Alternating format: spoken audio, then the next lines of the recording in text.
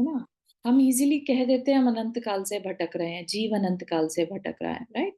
लेकिन अनंत काल कितना अनंत काल, जब हमें रियलाइज नहीं होगा ना, तब तक हम इससे बचने का उपाय नहीं ढूंढेंगे। क्योंकि हमें ले देकर उसमें जो वो, आपने संसार वृक्ष की कथा सुनी होगी ना। Did everybody heard the story of संसार वृक्ष? हाथ रेस करके जरा आइडिया दे दें। संसार वृक्ष सभी ने सुना है? हाँ, रुक्मणी आंटी सेड यस। हाँ, जैजरी चारू वही वाला ना जो वृक्ष बना हाँ हुआ है, उसके ऊपर हाँ, 2 हाथी हैं बिल्कुल और फिर बिल्कुल। वो 2 चूहे। वो बिल्कुल सब तो सही है। डिटेल बहुत। में इतना मुझे याद नहीं, लेकिन थोड़ा बहुत याद है। हाँ हाँ हाँ, बिल्कुल वही है। तो अपन स्टोरी में नहीं जाएंगे, लुक्स लाइक मोस्टली सबने सुनी है। तो इसमें क्या है, संसार वृक्ष का जो पिक्चर आता है, जो सब मंदिर में भी लगा रहता है, क्यों लगा रहता है? हमें अवेयरनेस दिलाने के लिए कि हमारी फिर से आयु को, दिन रात जो है हमारी कषाएं, हमें उस पेड़ को जिससे हम लटके हैं, शरीर है, उसको काट रहे हैं। दिन रात जो है हमारी आयु घट रही है, राइट। और हम इन चार गतियों में किसी एक में गिरने वाले हैं। मरने के बाद हमें कहीं ना कहीं तो जाना होगा, राइट। और हमें क्या है, ये परिवार और ये सब में मजा आ रहा है, मधु बिंदु जिसे कहते हैं, मुंह में टपक रहा है और हम उसको चाटे जा रहे हैं, ठीक है। और ये नहीं देख रहे कि हम अगर गिर गए, क्योंकि वृक्ष जो है, वृक्ष की जिस डाल से हम लटके हैं, वो चूहे कुतर रहे हैं। और वो जिन्होंने कुतर दिया, तो वो डाल टूटेगी और हम नीचे गिर जाएंगे। गुरु आते हैं बचाने के लिए कि आओ आओ मेरे साथ, मेरे विमान में आ जाओ, है ना। और जो लटका है पर्सन, वो कहता है नहीं नहीं रुको, अभी तो थोड़ा सा एक बिंदु और, थोड़ा सा मधुरस और ले लेने दो, है ना। इस तरह से बस वो मधु रस के, टेम्परेरी रस के चक्कर में अपने जीवन को नष्ट कर लेता है और गुरु चले जाते हैं। गुरु तो आए थे करुणा करके कि किसी तरह बचाऊं, बार बार बोलता है। जैसे ही मधु बिंदु बंद होता है, फिर चिल्लाने लगता है कोई बचाओ कोई बचाओ, है ना। गुरु को याद करता है, भगवान को याद करता है, और वो आते भी हैं बचाने। लेकिन इसको फिर से बिंदु मिल जाता है वो मधु रस का, तो फिर से चाटने में लग जाता है कि नहीं नहीं अभी मजे लेने दो। ऐसा ही हमारे साथ भी होता है ना। दुख आता है, हम लोग दुख में तो बहुत परेशान हो जाते हैं, भगवान किसी तरह बस इस दुख से निकाल दो, है ना। हम ये करेंगे, हम वो करेंगे, लेकिन हम इस दुख से छूटना, परमानेंट इलाज नहीं चाहते, ठीक है ना। जब हम शांति पथ प्रदर्शन पढ़ रहे थे, तो उसमें एक एग्जाम्पल या एक कथानक दिया था कि जो एक देव ने टेस्टिंग के लिए कि एक सेठ जी, जिनके की 10 कारखाने थे और 4 पुत्र थे, और हर टाइम पूजा पाठ करते थे, और मुझे मोक्ष मिल जाए भगवान, मुझे मोक्ष मिल जाए, ऐसे उनके अंदर से, मतलब जो भी है, तो पूजा के बाद कहते थे। तो देव ने सोचा कि मैं इनकी परीक्षा लेता हूँ कि ये वाकई में पता, मतलब क्या कहते हैं इन्हें पता भी है। तो उन्होंने कहा चलो चेक करते हैं। गए उस सेठ के पास, बोले सेठ जी, आपको मोक्ष चाहिए ना, आप हमेशा मोक्ष मोक्ष की बात करते हैं, आपको मोक्ष चाहिए, मैं आज ही आपको मोक्ष दे सकता हूँ, लेकिन आपको उसके बदले अपने ये 10 कारखाने और चारों पुत्रों को छोड़ना होगा, ठीक है। अब जैसे ही सेठ को ये सुनाई दिया कि पैसा सब कुछ छूट जाएगा, बच्चे इतने मुश्किल से बड़े किए, मेरी सेवा करने लायक हुए, अब मैं इन्हें छोड़ दूं, तो एकदम से उनके मुंह से हाँ निकला ही नहीं, ठीक है ना।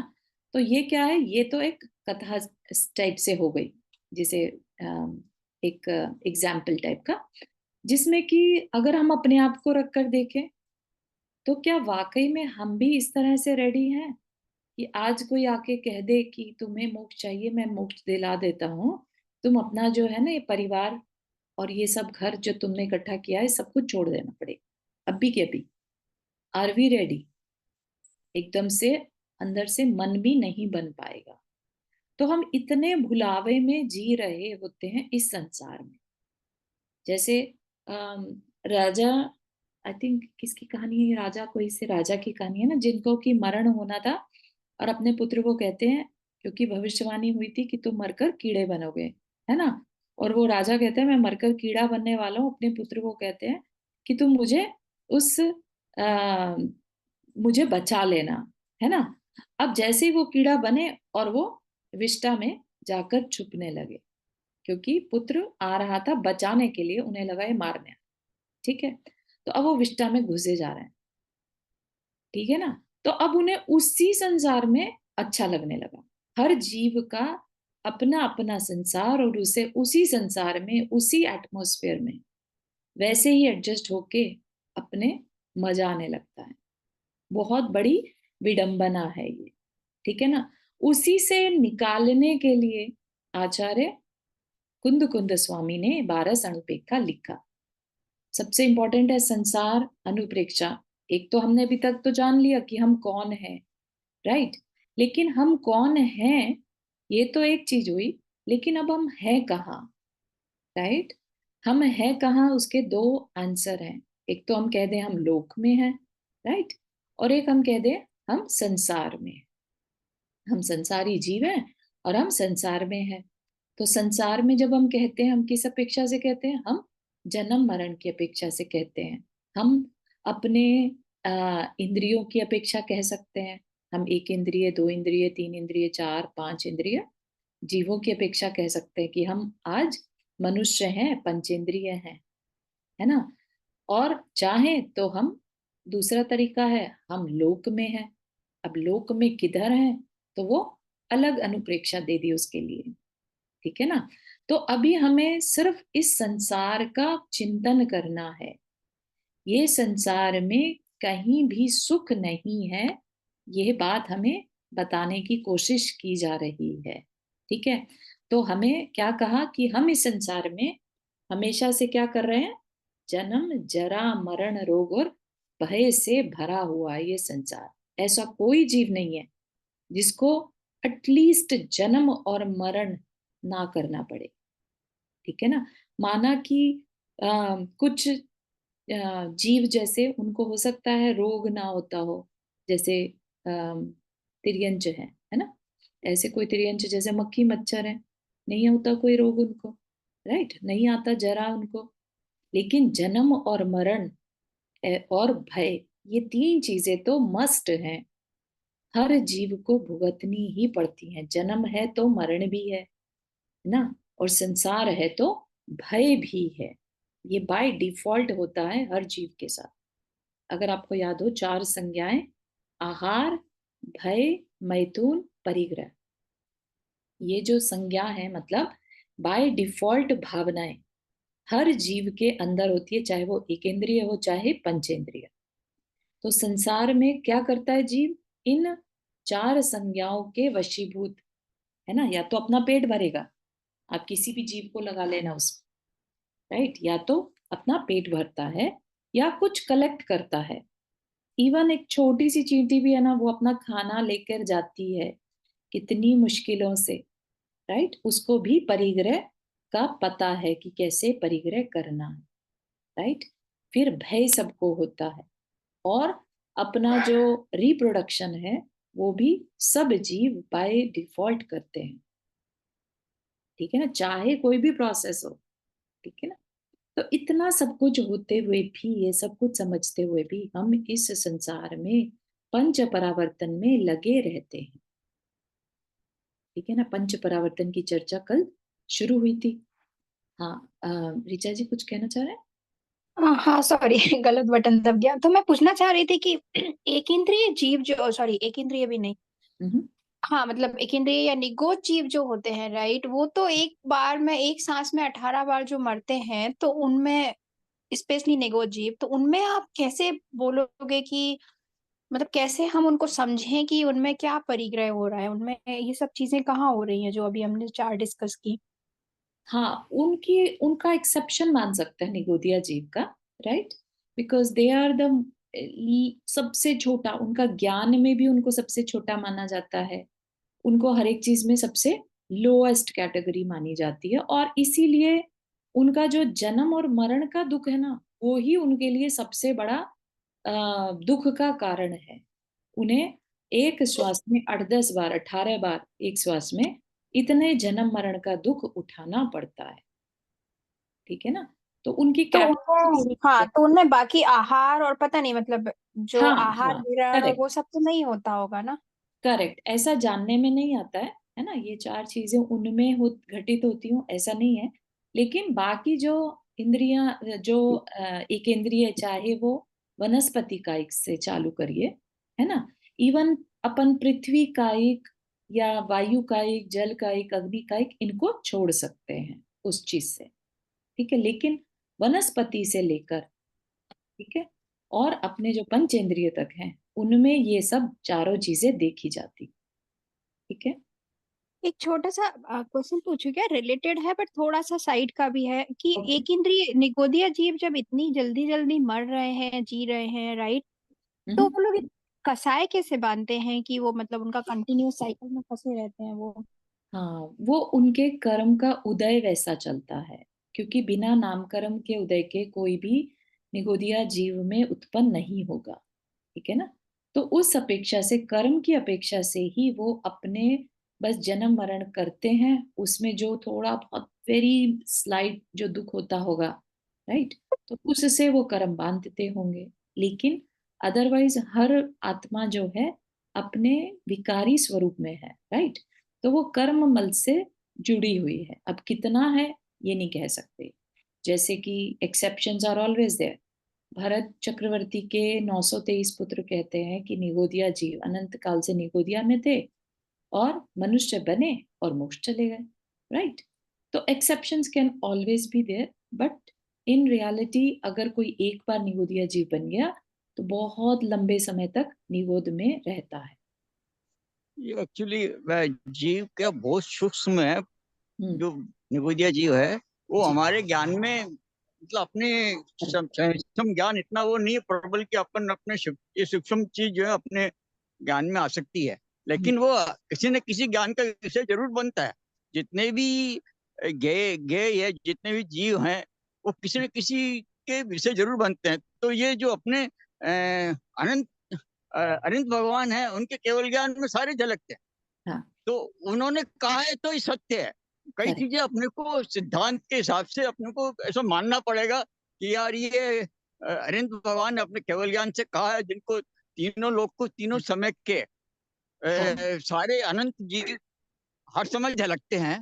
तो राइट, उन्होंने राइट। कहा तो सही है, ऐसा बिल्कुल, मानना पड़ेगा। बिल्कुल। हाँ, बस वो पूछना ही चाह रही हूँ कि कहा क्या है, ठीक है ना?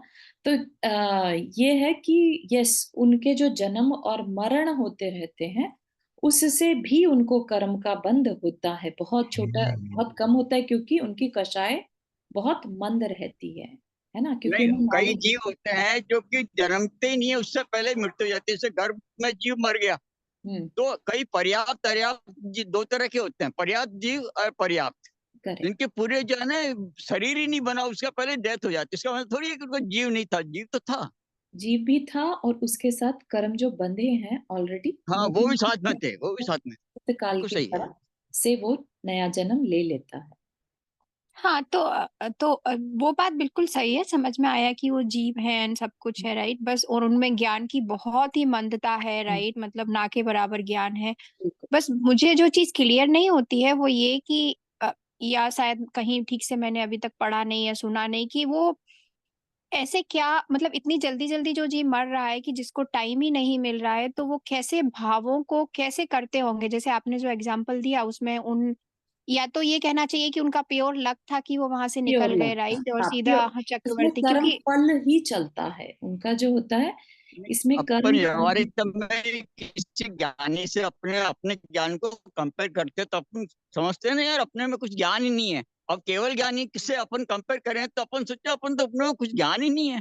जिनको हर समय तीनों लोग के सारे जितने भी जो है पदार्थ वो झलक रहे हैं और देखने में आ रहे हैं, वो तीनों पर्याय और तीनों मतलब तीनों काल के। तो उसके हिसाब से अगर अपन कंपेयर करें तो अपने पास कोई ज्ञान है ही नहीं। इसी तरह से अपन समझ सकते हैं कि वो एक इंद्रिय जीव है, वो एकदम तुच्छ ज्ञान का है। तो उनको ज्ञान उतना ही होगा, इसमें क्या अपने से बहुत कम है, इसलिए अपन समझते हैं उसमें ज्ञान ही नहीं है। ऐसा नहीं है। हाँ, तो ठीक है, तो इसमें उनके प्रा प्रीवियस जो कर्म है उसके हिसाब से उनकी नेक्स्ट पर्याय जो भी है वो बन जाती है। ठीक है ना। चलिए, तो हमने कल देखा था द्रव्य अनुप्रेक्षा। हाँ, नंदा जी आपने हाथ रेज किया। हाँ, एक ही बस पूछना चाहती थी कि अगर कोई जीव निगोद में चला जाता है तो कम से कम कितना समय उसको वहां रहना पड़ता है? ये डिपेंड करता है एक्चुअली, अनंत काल भी रह सकता है। ठीक है, उसका किस तरह का नामकर्म का उदय है उस पे डिपेंड करता है, काफी लंबे समय तक। ये निगोदिया जीव हमारे चारों तरफ भी हैं, मतलब इसमें, या सिर्फ मतलब जो ये एक शेप देखते हैं जो आदमी जो वे खड़ा लोग, हाँ, आउटर साइड में ही है सिर्फ? correct, सब जगह है, इवन हमारी बॉडी में भी बहुत अनंत निगोदिया जीव हैं। अच्छा। एवरीवेयर, एवरीवेयर पूरा लोग ठसाठस भरा है। अपन ऐसा आपने बताया था पहले, हम्म, ध्यान आ गया। Thank you. ठीक। चलिए, तो हमने ऐसा कल भी कह देखा। सकते हैं जैसे कि वो होते हैं ना, कहते हैं क्या। आपकी आवाज क्लियर नहीं आ रही है।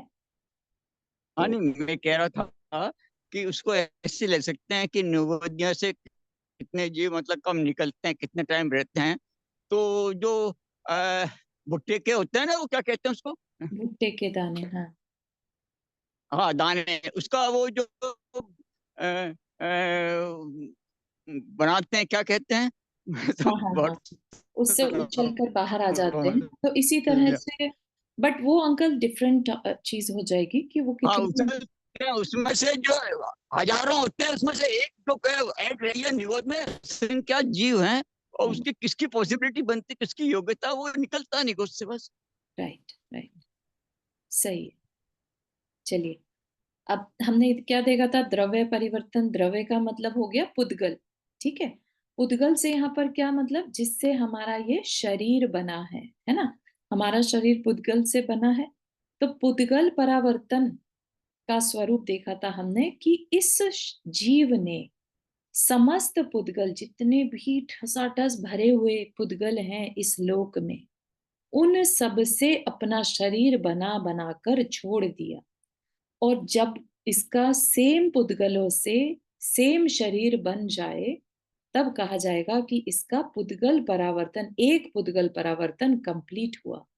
और ऐसे अनंत पुद्गल परावर्तन हम कर चुके हैं। ठीक है, तो इतना लंबा समय लगा होगा सारे पुद्गलों को अनंत बार भोग कर छोड़ देने में। राइट, और ये तो सबसे छोटा परावर्तन है। इसके बाद आप, आज हम क्षेत्र परावर्तन को देखेंगे। ठीक है, क्षेत्र परावर्तन क्या कहते हैं। सवमिलोय खेते कमसो तमणत्थिजं न uppणनम् उग्गाहणेन बहुसो परिभमिदो खेत संसारे। क्या कह रहे हैं, सवमहि लोय खेते। सवमहि समस्त, लोय लोक, खेते रूपी, है ना। खेते क्षेत्र, सॉरी, खेते मतलब क्षेत्र। तो समस्त लोक रूपी क्षेत्र में कमसो तम णत्थि जन न uppणम।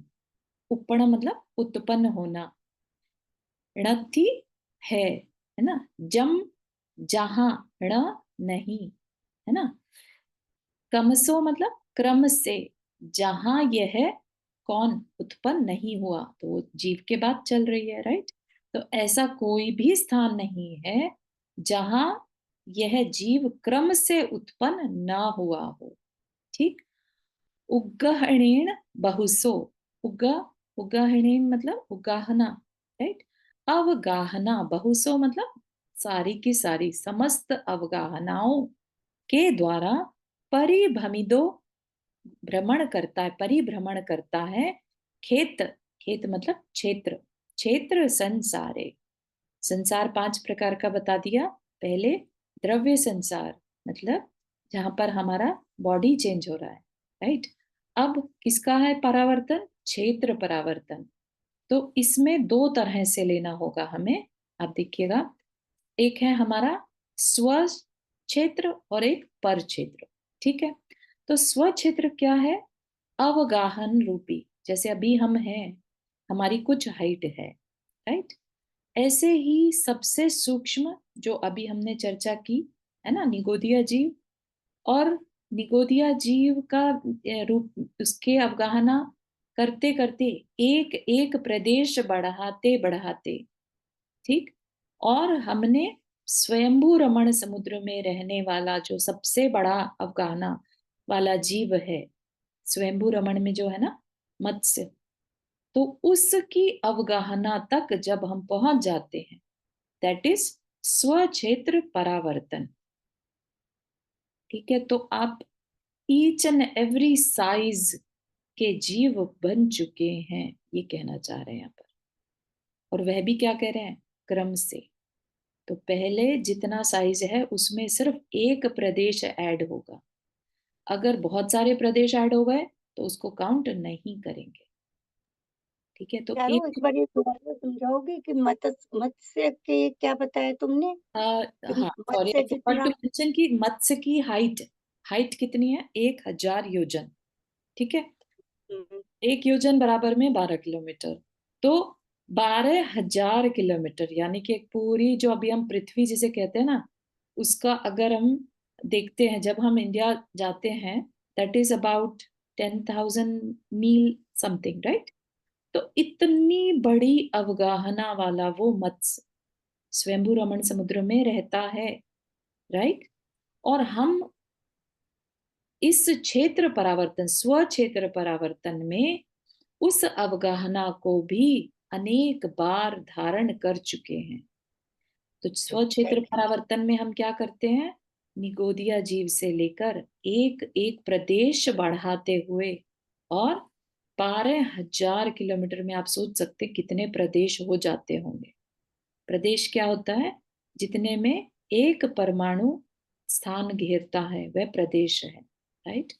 ऐसे एक एक प्रदेश बढ़ते बढ़ते हमने वो सारी अवगाहनाओं, सारी हाइट्स को के रूप में जन्म ले रखा है। तो ये तो हो गया तो स्वच्छ। चारू जैसे हमारा शरीर है तो इसमें भी बहुत वो हुई अवगाहना ली हुई परमाणु।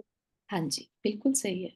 हमारे शरीर में भी हमने अनंत असंख्यात परमाणुओं को, प्रदेशों को ले रखा है ना? ठीक है, ओके, थैंक यू। हाँ, और साथ ही साथ पर क्षेत्र की जब हम चर्चा करें तो क्या कह रहे हैं? समस्त लोक रूपी क्षेत्र में ऐसा कोई स्थान नहीं जहां यह क्रम से उत्पन्न ना हुआ हो। तो सबको लोक का वो चित्र याद है, राइट? जिसमें ऊपर में जो है वैमानिक देव रहते हैं, सबसे ऊपर से जिला है, राइट? बीच में मध्य लोक और नीचे अधोलोक, दैट इज लोक, राइट? तो उस समस्त लोक में ऐसा कोई भी क्षेत्र या स्थान नहीं है जहां यह क्रम से उत्पन्न ना हुआ। बहुत ही, मतलब आप सुनेंगे तो कैसे, देखिए, आपकी एक अवगाहना है, आप बहुत छोटे हैं, लेट्स से, है ना, और आपने एक जगह पर उत्पन्न हुए, उसी अवगाहना में दूसरे क्षेत्र में, लाइक एक प्रदेश बढ़ा दें तो उतने प्रदेश में तुमने जन्म लिया और मरण किया, फिर अगला प्रदेश, क्योंकि यहाँ पर वर्ड यूज किया क्रम से, ठीक है? तो उसमें अगर वह जीव कहीं और जाके पैदा हो गया हो तो उसको काउंट नहीं करते। Bye counting centre of the लोक विच इज जो जम्बू द्वीप है, सुमेरु पर्वत के नीचे का जो एरिया है, राइट? वहां पर जो बेस है उसका, राइट, सुमेरु पर्वत का, वो सेंटर कहते हैं, लोक का सेंटर है, राइट? तो वहां से शुरू करके निगोदिया जीव या एक इंद्रिय जीव से एक एक प्रदेश बढ़ाते हुए पूरे लोक में, राइट, और हर अवगाहना के साथ इस जीव ने जन्म लिया है और मरण किया है, और वो भी क्रम से। अगर कोई सोचिए, अगर कोई मध्य लोक में उत्पन्न हो गया और उसके बाद देवलोक में, तो उसको यहाँ पर काउंट नहीं करेंगे, मतलब एटलीस्ट क्षेत्र परावर्तन में काउंट नहीं करेंगे। कब तक काउंट करेंगे? अगर वो क्रम से, उसका क्रम नहीं टूटना चाहिए, ठीक है ना? तो ये हमारा अभी हमने देखा था कौन सा? पुद्गल, द्रव्य परावर्तन। अब हम देख रहे हैं क्षेत्र परावर्तन। ठीक है, हमने सारी समस्त अवगाहनाओं को अनेक बार धारण करके छोड़ रखा है, राइट? और चारू पूरे एक बात रूप में पूछूं, हम्म, जैसे वो जो मनुष्य का आकार बना के देते हैं ना कि इसमें सारा कुछ बना हुआ है, जी आकाश जी और तो जो उसके जो बाहर जो होते हैं उसमें भी ये जीव होते हैं, ये निगोरिया जीव वगैरह, ये नहीं, हम इसके बाहर मान सिर्फ आकाश होता है। ओके, हाँ, तो उसमें निगोरिया जीव नहीं होते, कोई भी जीव नहीं होते लेकिन उसमें। अगर आप त्रस नाड़ी के बाहर पूछ रहे हैं, लोग हाँ के त्रस, बाहर है, हाँ तो हाँ सिर्फ हाँ, आकाश है। लेकिन त्रस नाड़ी के बाहर निगोदिया जीव होते हैं। नहीं वो मैं तो आकाश के जो पूरा वो मनुष्य का बना होता है उसके बाहर वाले हिस्से में उसी पूछ के रही बाहर कुछ नहीं रहता, हूँ। हाँ सिर्फ ठीक है, आकाश है। आकाश है, ठीक है, हाँ, थैंक यू। नंदा जी आपने हाथ रेस किया। हाँ, मैं ये क्रम का मतलब नहीं समझ पा रही हूँ कि जैसे अभी हम 5 इंद्रिय हैं और हमारे जितने भी परमाणु से हमारा ये शरीर बना है, हम्म, तो हम अगर सपोज नेक्स्ट जन्म पे हमें मनुष्य जन्म लेना है, तो क्या हम और मतलब दूसरे लोक में जाके बड़े साइज के हो जाएंगे? क्या मतलब है इसका? नहीं, ज्यादा पर परमाणुओं वाले बन जाएंगे हम? यहाँ पर क्या कह रहे हैं कि जहां पर अभी हम हैं उससे अगले घर में लेट से हम जन्म लें, ठीक है? मतलब कि सेम प्लेस, उसके नेक्स्ट प्लेस पर, क्रम से उसके नेक्स्ट प्लेस पर हमने जन्म लिया हो, तो वो यहाँ पर क्षेत्र परावर्तन में काउंट होगा। और वो कब होगा? No one knows, right? वो तो तभी पॉसिबल होगा ना जब द्रव्य परावर्तन होगा, राइट? तो इसीलिए ऐसा कहते हैं कि जितने में क्षेत्र परावर्तन होता है उतने में अनंत द्रव्य परावर्तन घटित हो चुके होते हैं। इतना लंबा समय क्षेत्र परावर्तन का है, ठीक है? तो एक जगह से लेके दूसरी जगह पर क्रम से उत्पन्न होना, ऐसा नहीं कि एक अमेरिका में हो गया तो अब नेक्स्ट जन्म जो है कहीं विदेश क्षेत्र में, उसको नहीं काउंट करें, ठीक है? तो अमेरिका के ही सेम रोड पर, सेम जगह पर नेक्स्ट उसके, तब उसको काउंट किया जाएगा। नेक्स्ट। मतलब अभी हम यहाँ पर हैं हाँ। अगर, और यहाँ पर हमारी मृत्यु होती है, हम्म। और हम जब पूरा चक्कर लगा के दोबारा मतलब सारे और योनियों में जाके जब यहाँ आएंगे, उसको क्षेत्र परावर्तन बिल्कुल मतलब? सही, बिल्कुल सही है, उसको काउंट करेंगे। अदरवाइज जो बीच में आ गई पर्याय हमारी, उनको काउंट ही नहीं करेंगे, ठीक है? इसलिए वर्ड यूज किया क्रम से। तो बहुत मतलब अपने बियॉन्ड इमेजिनेशन है। इमेजिनेशन है कि सोच ही नहीं पा रहे कि मतलब। और इसको बताने का पर्पस सिर्फ इतना है कि हम ये देखें कि हम कितने लंबे समय से भटक रहे हैं, अब और कितना भटकना है हमें, ठीक है ना? हाँ, रेखा आंटी आपने हाथ रेस किया। राजी।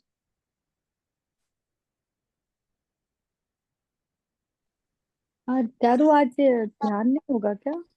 हाँ, ध्यान होगा, बिल्कुल होगा। एक्चुअली अब कर लेते हैं। हाँ, तो एक क्रम से, एक एक्सप्लेन थोड़ा, क्रम से मीन्स के कैसे हो? क्रम से मतलब एक के बाद अगला क्षेत्र, एक प्रदेश और बढ़ जाए, इतना कम डिस्टेंस रहे उसमें, एक क्षेत्र बढ़ जाए, ओके ओके। ऐसा बिल्कुल लगता हुआ क्षेत्र हो तब, ठीक। चारू ये जरा समझ कम आ रहा है, हाँ, तो इसको हाँ, ये हम और फिर ध्यान से करने कर कर लो, लें। लेकिन इसको नेक्स्ट सेशन में फिर यस दोबारा यस, करना, क्योंकि बिल्कुल कुछ अब बिल्कुल नहीं ध्यान समझ में आया हमें प्रॉपरली भी। आया नहीं समझ इसको। नहीं या आने लायक है भी नहीं ना, क्योंकि इतना अपने दिमाग से बाहर की चीज है ये, कि हम हाँ कितनी भी दिमाग लगा लेंगे बहुत मुश्किल है, बहुत ही बड़ी चीज है ये, हम्म, है ना? तो करेंगे अगेन, फिर से समझेंगे इसको, ठीक है? ठीक है। Thank you so much. ध्यान के लिए रेडी हो जाए, अपना मानस बना लें ध्यान के लिए, अपने आप को व्यवस्थित कर लें।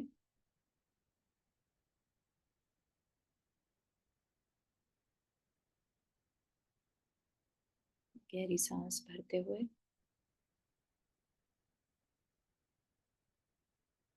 लोक के नक्शे को अपने सामने ले आए। ये लोक का नक्शे में ऊपर के हिस्से में वैमानिक देव हैं, बीच में मध्य लोक में मनुष्य और तिर्यंच रहते हैं, और नीचे में नारकी, और पूरा जो त्रस नाड़ी है जहाँ त्रस जीव रहते हैं वह भी पूरी तरह से निगोदिया जीवों से भरी। उसी त्रस नाड़ी में मैं भी कहीं हूँ। पता चला इस जम्बू द्वीप के छोटे से हिस्से जिसे भरत क्षेत्र कहते हैं, उसमें आर्यखंड में मैं 5.5 फीट की अवगाहना लिए जन्मा हूँ।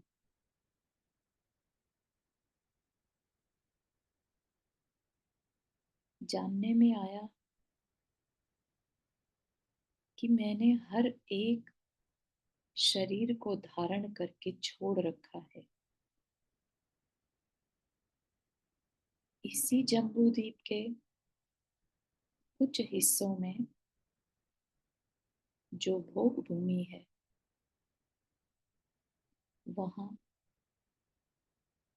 बहुत ऊंची ऊंची काया वाले जो मनुष्य हैं, तिर्यंच हैं, वह मैं बन चुका हूँ। विदेह क्षेत्र में बड़ी बड़ी काया वाले 3-3 हजार फीट के मनुष्य हैं, वह भी मैं बन चुका हूँ। जम्बू द्वीप के बाहर जो लवण समुद्र है उसमें भी मैंने हर काय को धारण किया। मैं अग्नि कायिक भी बन गया, जल कायिक बना,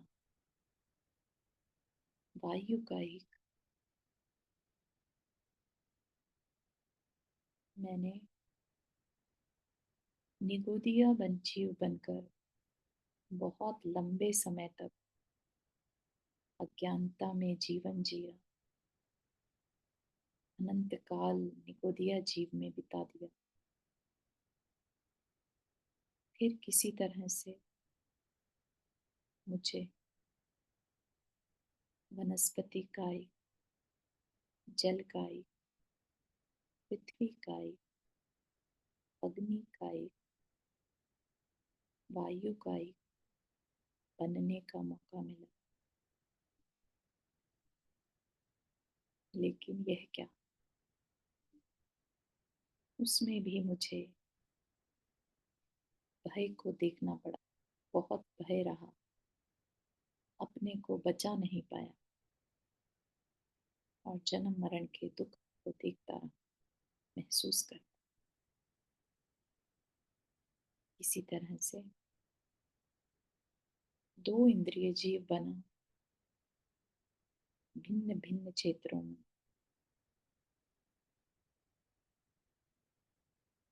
मध्य लोक के भिन्न भिन्न क्षेत्रों में, वहां भी जन्म मरण के दुख उठाए, इतनों के द्वारा दबाया गया, मार दिया गया, मेरा सांस घूट दिया गया, तड़प तड़प के मरा।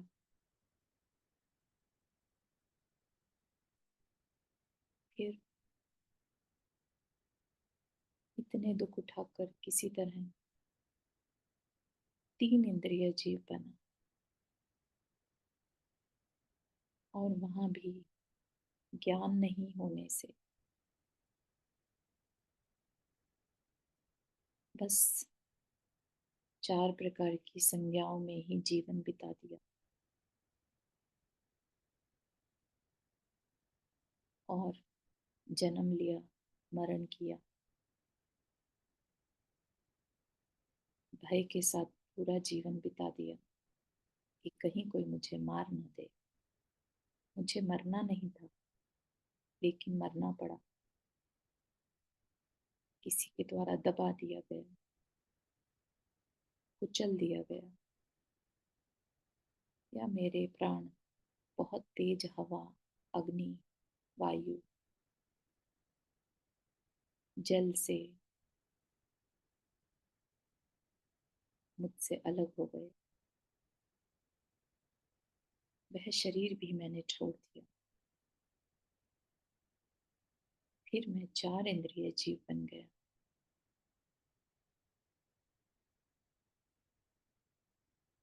और वहां भी मैंने वैसे ही दुख देखे और करते करते पंच इंद्रिय बना। संगी पंचेंद्रिय। अब मेरे पास मन है,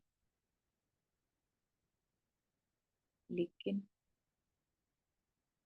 मैं तिर्यंच हूँ। जगह जगह पूरे मध्यलोक में मैंने भिन्न भिन्न क्षेत्रों में जन्म लिया।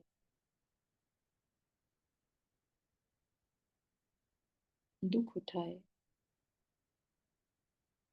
दूसरे जानवरों को या तो मैंने मार कर खाया या किसी ने मुझे खा लिया। बहुत तरह की पीड़ाएं उठाई, बारिश की, गर्मी की, प्यास की, और नहीं तो मनुष्य ने मेरे ऊपर अत्याचार किया, या मैंने हर तरह का तिरस्कार उठाया। इष्ट वियोग को देखा, अनिष्ट संयोग को देखा, लेकिन कुछ कर नहीं पाया। बस कर्म फल को भुगतता रहा, भोगता रहा।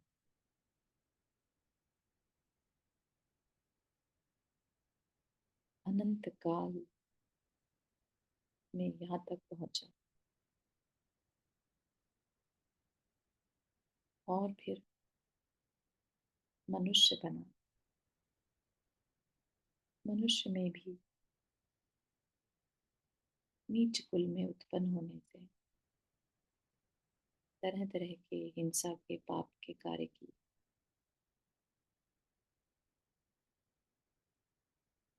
ज्ञान होते हुए भी ज्ञान का उपयोग नहीं किया।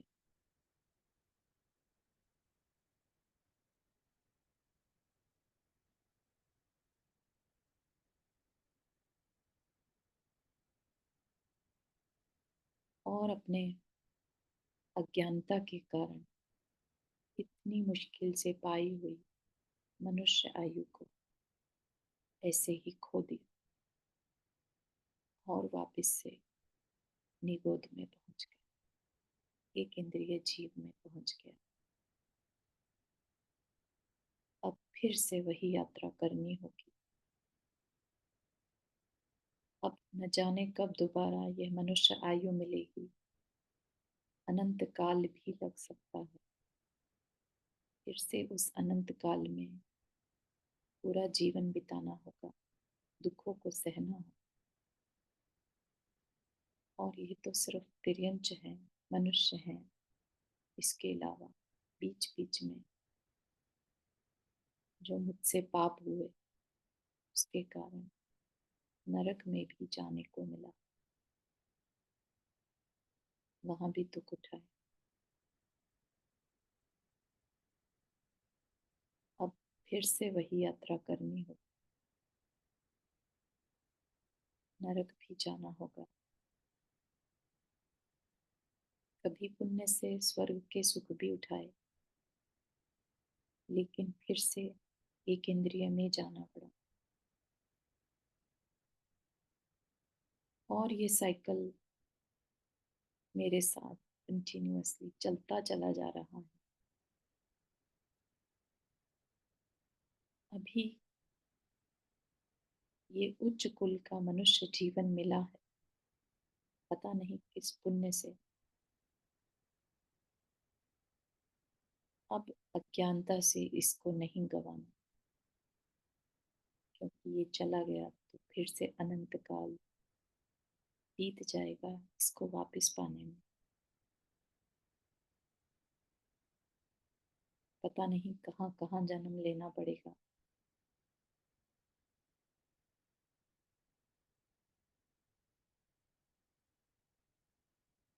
कहते हैं कि चतुर्थ काल में मनुष्य की आयु 1 कोटि पूर्व की हो सकती है। इसका क्या मतलब है? 1 करोड़ पूर्व, और 1 पूर्व में कुछ लगभग 76 लाख करोड़ वर्ष होते हैं। 1 पूर्व में उसको मल्टीप्लाई करेंगे 1 करोड़ से,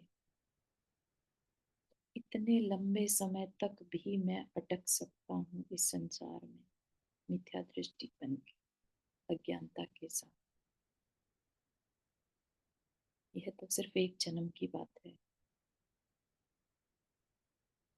ऐसे ऐसे अनंत जन्म मैंने पता नहीं कितनी बार करके छोड़े।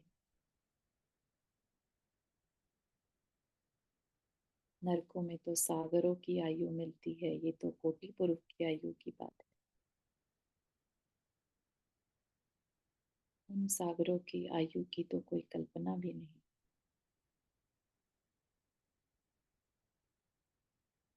इतना लंबा समय, और मैं तैयारी किसकी कर रहा हूँ अगले जीवन में मुझे क्या मिल सकता है अगर मैंने अपनी कषायों को इसी तरह कंटिन्यू किया।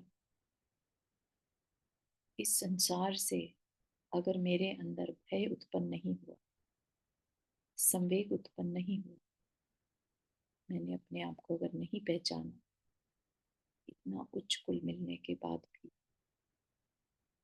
तो धिक्कार है इस जीवन पर। मेरा यह जीवन व्यर्थ है।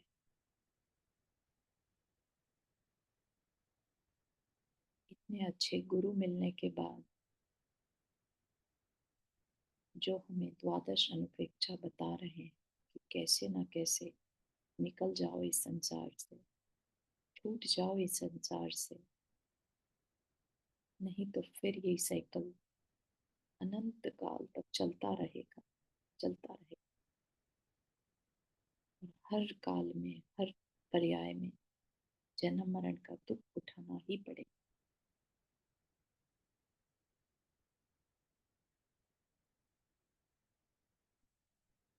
नहीं नहीं, मुझे नहीं रहना इस संसार में।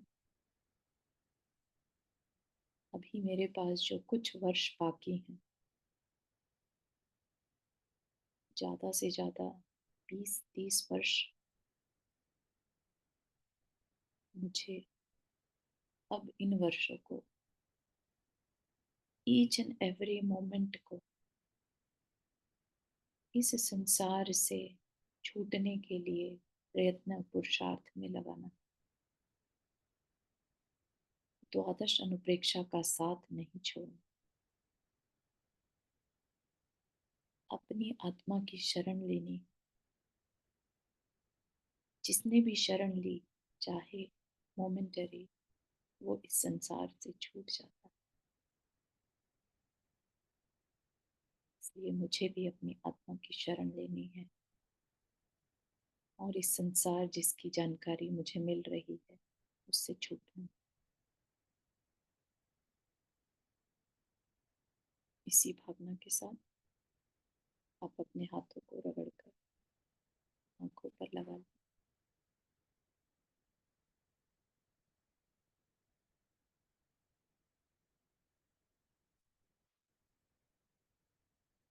अपनी अवेयरनेस को इस रूम पर ले आए, वापस ले आए।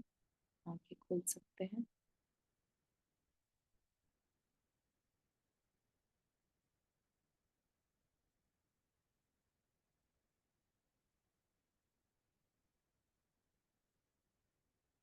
ठीक है, आज के लिए इतना ही रखते हैं।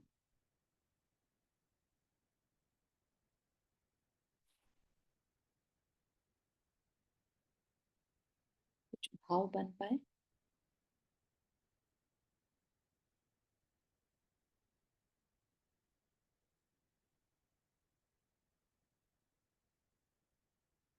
एनीबॉडी? चारू जी, आप शेयर करेंगे? हाँ, थोड़ा सा कंफ्यूजिंग सा है, मतलब अभी जैसे अ, मन में बहुत सारी चीजें आ रही हैं।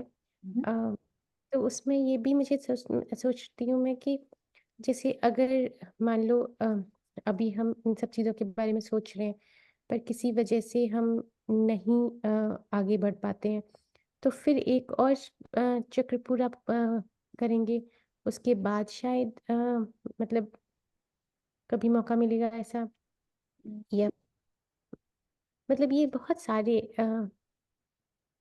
थॉट्स चल रही हैं इस समय। मेरे भी मन में चल रहे हैं। कभी कभी ये भी होता है कि कोई बच्चा जन्म लेता है और वो बताता है कि वो पिछले जन्म में ये था, मतलब बहुत सारे, तो ऐसा लगता है कोई जीव वापस आ गया। तो क्या उसका साइकिल इतनी जल्दी खत्म हो गया?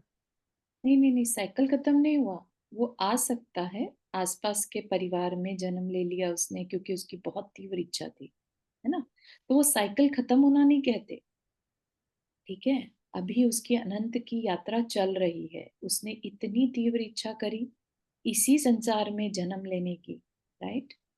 तो कहाँ से उसका संसार छूटेगा? ठीक है ना, उसका मोह बहुत तीव्र था। तो हम्म। हाँ, तो इसलिए। और रही बात जो चारू जी ने पूछा कि अगर ये हमें क्लैरिटी नहीं हुई तो क्या हम वापस से इस संसार में भटक जाएंगे क्या? तो अपने को क्लैरिटी तो लानी ही है ना? उसका तो जवाब यही रहेगा कि क्लैरिटी नहीं आएगी तो चिंतन कैसे करें? करेक्ट? चिंतन नहीं कर पाएंगे तो मन को नहीं टिका पाएंगे। मन को टिकाना बहुत जरूरी है। मन टिकेगा तब जाके हमारे चिंतन से हम अपने अंदर सम्यक्त्व को उत्पन्न कर पाएंगे। सम्यक्त्व ही हमारे संसार को काटने का एकमात्र तरीका है, और कुछ नहीं। तो इसके लिए तो मतलब हम जैसे ये सारी थॉट्स जितना ज़्यादा हम जानने की कोशिश कर रहे हैं, उतना ज़्यादा डिफरेंट टाइप की थॉट्स आती जा रही हैं। ओके। तो, वो तो मतलब ऐसा लग रहा था कि हम पढ़ेंगे तो क्लैरिटी बढ़ेगी। अभी तो मुझे ऐसा लग रहा है कि मैं बहुत ज़्यादा और कंफ्यूज हो गई हूँ। मतलब बहुत सारे थॉट्स चलते हम्म। कभी जैसे मतलब जैसे आज सुबह मैं बैठी थी तो मैं को विचार आ रहा था कि अ, अचानक से ये थॉट आई कि जब अग्नि भी जीव है, तो यानी हमारे सन में भी बहुत ज़्यादा जीव हैं, तो कभी हम भी वहाँ हुए होंगे। तो ये सारी मतलब जितना इन चीज़ों को सोच रहे हैं उतने ज़्यादा थॉट्स आ रहे हैं। तो क्या ये सारे थॉट्स आने चाहिए, या फिर वो थॉट आने चाहिए कि हम अ अच्छा, उन चीज़ों पे फोकस करें जिनसे हम आगे बढ़ सकते हैं? बहुत सुंदर। तो आपका जो थॉट आया, कुछ भी आए, डजेंट मैटर, लेकिन अगर वो अपने जीव आत्मा के बारे में आया, ठीक है ना, आपने सूरज की तरफ देखा और आपको वहां पर गर्मी के जो भी है किरणें दिखाई दी, आपको लगा हम वहां भी कभी जन्मे होंगे, है ना? तो इस तरह से जो विचार आता है ना, उससे हमारे शास्त्र में धर्म ध्यान कहा है, संस्थान विजय। ठीक है, हम कहाँ कहाँ जन्मे हैं, ऐसा विचार करना धर्म ध्यान है। और धर्म ध्यान हमारे लिए हितकारी बताया है। हमें किससे बचना है? आर्त ध्यान और रौद्र ध्यान से। ठीक है, तो अगर ऐसा विचार आ भी रहा है तो उसे आने दीजिए, क्योंकि उससे क्या होगा, हमारा संवेग, जो संसार के प्रति भय है, वो दृढ़ होगा। ठीक है, वो रीइंफोर्स होगा। उसमें कोई भी प्रॉब्लम नहीं है। इनफैक्ट वो आपके कल्याणकारी रास्ता दिखाता चला जाएगा। तो आपको बहुत सारे थॉट्स आ सकते हैं, ऐसा नहीं है कि सिर्फ थॉट एक ही तरह का आ सकता है, ठीक है ना।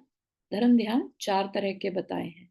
एक तो है हमारे कर्म के फल का चिंतन करना, कि आज हमारी लाइफ में अगर दुख आया है तो ये किस कर्म की वजह से आया है, ऐसा चिंतन करना भी हमारा धर्म ध्यान है, ठीक है ना। फिर अपाय विचय, कि दूसरे का दुख मैं कैसे दूर करूं, ठीक है, क्या उपाय करूं उसके लिए, तो अपाय विचय, ठीक। विपाक विचय हो गया, अपाय विचय हो गया, एक है आज्ञा विचय, जिनेन्द्र भगवान ने ऐसा कहा है इसलिए मुझे ऐसा करना है, ठीक। वो आज्ञा विचय, विचय मतलब विचार करना, ठीक है ना। धर्म ध्यान और कुछ नहीं है, हमारे दिन भर में किस तरह के थॉट्स चलते हैं वो डिसाइड करते हैं कि हम आर्त ध्यान कर रहे हैं या हम धर्म ध्यान कर रहे हैं, ठीक है। तो अब इतना सब कुछ जानने के बाद आपके जो विचार चले, जो आपको सुबह थॉट आया, दैट इज अंडर धर्म ध्यान संस्थान विजय, ठीक है, कि हम कहाँ कहाँ नहीं जन्म ले चुके, तो इसको आने दीजिए। मेक सेंस चारू जी? हाँ, मेक सेंस, राइट। हाँ, राइट। मतलब आई थिंक धीरे धीरे एब्जॉर्ब हो रही हैं बातें, लेकिन रिलेट करना थोड़ा सा अभी उतना इजी नहीं है। और थोड़ा सा हाँ, अभी पढ़ेंगे तो अनुप्रेक्षा काफी सारी बची हैं, है ना। जब अपन सारी देख लेंगे ना कि किसमें क्या बताया है, क्योंकि ये सब चिंतन दिए जा रहे हैं, राइट। इतनी तरह का चिंतन है, क्या आपको सारे चिंतन करने हैं? नहीं, लेकिन संसार की वास्तविकता बताई जा रही है, तो अगर हम उससे अवेयर होंगे तो कल को हम संसार को उस दृष्टि से देख पाएंगे, ठीक है ना। ये दृष्टि हर एक को नहीं मिलती है, बहुत फॉर्चुनेट होते हैं उन्हीं को ये दृष्टि मिल पाती है, ठीक है। तो इसमें अपने को घबराना नहीं है कि अरे बहुत सारा चिंतन हो गया, कंफ्यूजिंग है, इसमें अभी नहीं, लेकिन धीरे धीरे आपको रियलाइज होगा कि कोई एक चिंतन भी इनफ है, और मल्टीपल है तो वो भी इनफ है, लेकिन इन्हीं में से कोई एक हो तो बेटर है, ठीक है। चलिए नहीं रखते हैं, एंड प्लीज फील फ्री, अपने क्वेश्चंस अगर कुछ हैं तो अगली क्लास में अपन उनको भी डिस्कस कर सकते हैं, बिकॉज हमें ये बहुत अच्छे से समझना है कि क्या चल रहा है, क्योंकि ये सब हमारे साथ हो रहा है, हम कर रहे हैं, ठीक है ना। चलिए, जिनवानी स्तुति। चारू जी, मैं एक क्वेश्चन रिकॉर्डिंग के बाद पूछूंगी। ओके, चलो जिनवानी स्तुति कर लेते हैं। जावाणी के ज्ञान से सुझे लोकालोक, सो वाणी मस्तक धरो सदा देत बुधो। हे जिनवाणी भारती तो जपो दिन रैन, जो तेरा शरणा गए सो पावे सुख चैन। नौ वर्णन करूं।